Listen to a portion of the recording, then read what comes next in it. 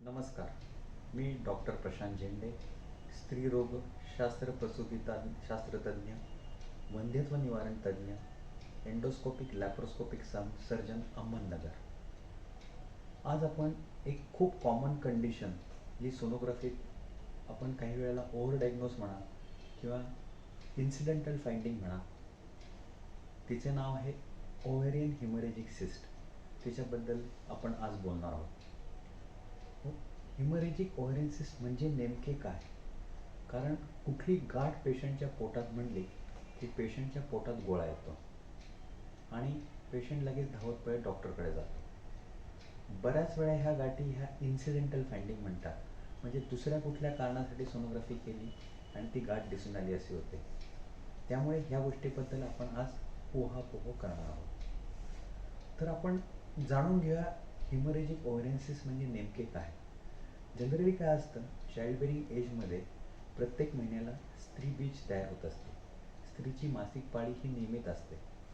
5व्या दिवसापासून तिच्या शरीरात बीज वाढण्यासाठी जे फॉलिकल असतं ते वाढायला लागतं.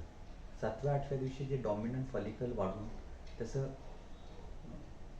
रूपांतर मोठ्या फॉलिकलमध्ये होतं आणि ते फॉलिकल 14व्या-15व्या दिवशी रप्चर झाल्यानंतर त्याचं रूपांतर कॉर्पस ल्युटेममध्ये होत असतं. जेव्हा हे एक रिलीज होत असतं त्यावेळेला त्या फॉलिकल भोवती ज्या काही व्हेसल्स असतात त्या रप्चर होतात. त्याचा रक्तस्राव त्या फॉलिकलमध्ये होतो. बऱ्याच वेळा ते कॉर्पस ल्युटेमच असतं. बऱ्याच वेळा त्याचं निदान कॉर्पस ल्युटेमच्या ऐवजी हिमोरेजिक सिस्ट म्हणून केलं जातं आणि पेशंटला पोटात गाठ आहे असं पेशंटला वाटतं आणि पेशंट गडबडून जातो.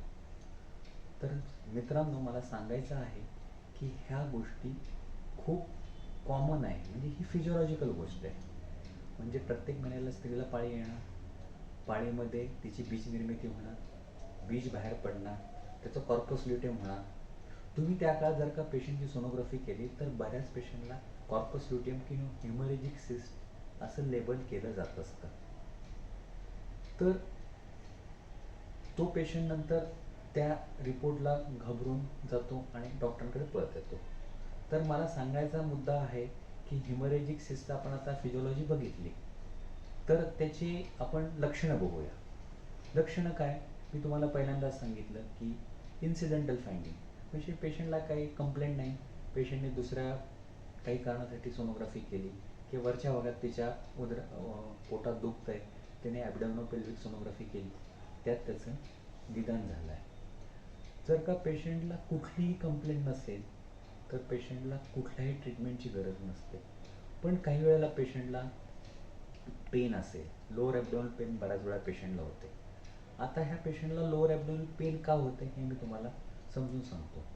तर मी तुम्हाला सांगितलं की बीज बाहेर पडल्यानंतर त्या फॉलिकलमध्ये प्रेशर तयार झालेलं असतं, त्याच्यावरती पेरिफॉलिक्युलर ब्लड व्हेसल्स असतात, त्या फुटतात आणि ते आपल्याला हिमरेजमुळे पेशंटला इरिटेशन होतं आणि इरिटेशन झाल्यामुळे पेशंटला पेन होत असते. तर थोडक्यात lower abdominal pain, dull aching pain अशा पेशंटला असते आणि त्या काळात जर का तुम्ही सोनोग्राफी केली तर हे निदान होत असतं. तर सांगायची गोष्ट ही बऱ्याच वेळा ही पेशंट हे असिम्टमॅटिक किंवा माइल्ड सिम्पटम्स असतात आणि त्यांना फारशी काही ट्रीटमेंट लागत नाही. इन्सिडेंटल असेल तर ट्रीटमेंटची आवश्यकता नाही.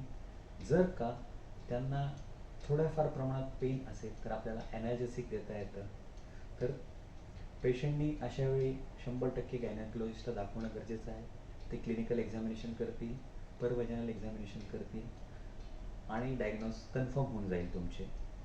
आणि किंवा पेशंट पेन म्हणून त्यावेळेला गेला, तुम्ही सोनोग्राफी केली तर हे निदान असते.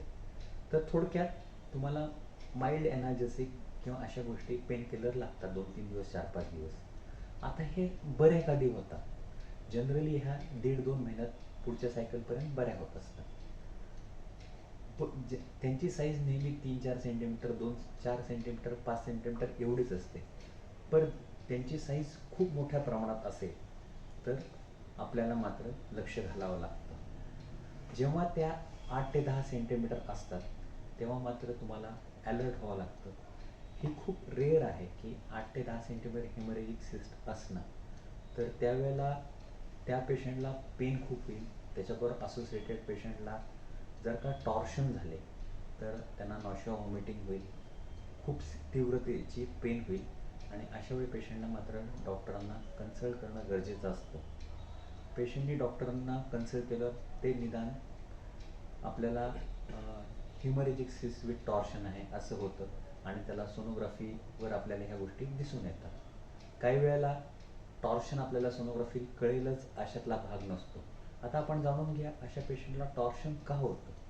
अशा पेशंटला टॉर्शन का होतं, कारण आपल्या शरीरात अंडकोश जे आहे ते सस्पेन्सरी लिगामेंटमध्ये आपल्या शरीरात लटकलेले असतात.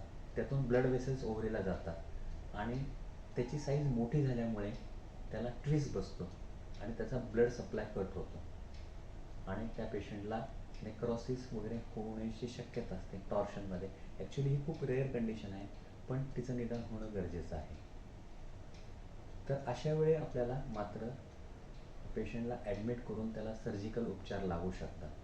अशा पेशंटला कुठले सर्जिकल उपचार लागतात, तर त्या पेशंटला लॅप्रोस्कोपीद्वारे ती ट्रीटमेंट देता येते. लॅप्रोस्कोपीमध्ये आपल्याला अशा पेशंटच्या सीस ज्या असतात त्या ओव्हरी कॉन्झर्व करून काढता येतात आणि पेशंटला 2 ते 3 दिवसात डिस्चार्ज होतात. टाके छोटे असतात, लवकर पेशंट कामाला जाऊ शकतो आणि त्याची फर्टिलिटी प्रिझर्व होऊ शकते.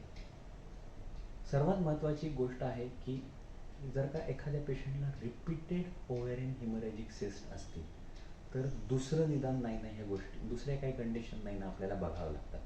काही वेळेला एंडोमेट्रियोटिक सिस्ट ह्या हिमरेजिक सिस्टसारख्या असू शकतात आणि एंडोमेट्रियोटिक सिस्ट जर का असोसिएटेड विथ इन्फर्टिलिटी वंध्यत्व असेल तर त्यावेळेला मात्र आपल्याला उपचार लागतात. हा एक वेगळाच डिस्कशनचा भाग आहे. आपण पुढे मागे त्या चॉकलेट सिस्टबद्दल बोलणारच आहोत. कारण सोनोग्राफी फाइंडिंग हे चॉकलेट सिस्ट आणि हिमरेजिक सिस्टचे काही वेळेला एकमेकांशी साम्य असू शकतं. त्यामुळे त्या मिसडायग्नोज होऊ शकतात किंवा ओव्हर डायग्नोज होऊ शकतात. दुसऱ्या अजून महत्त्वाची गोष्ट अशी की जेव्हा पेशंटला रिपीटेड ह्या अशा गोष्टी होत असतात तेव्हा तुम्हाला थायरॉईड डिसऑर्डर, हायपरप्रोलेक्टिनेमिया या गोष्टी रूल आउट करणं गरजेचं आहे. तर त्याची आपल्याला थायरॉईड किंवा हायपरप्रोलेक्टिनेमियाची ट्रीटमेंट लागू शकते.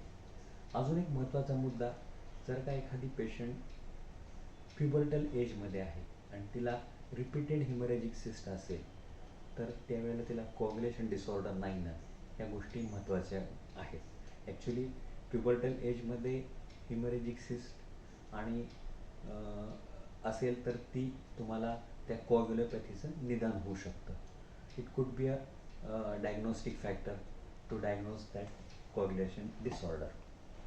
तर मित्रांनो, मला सांगण्याचा मुद्दा असा की ह्या हिमरेजिक सिस्ट म्हटल्यावर हा जर सोनोग्राफीचा रिपोर्ट असल्यावर आपण गडबडून जाणं गरजेचं नाही.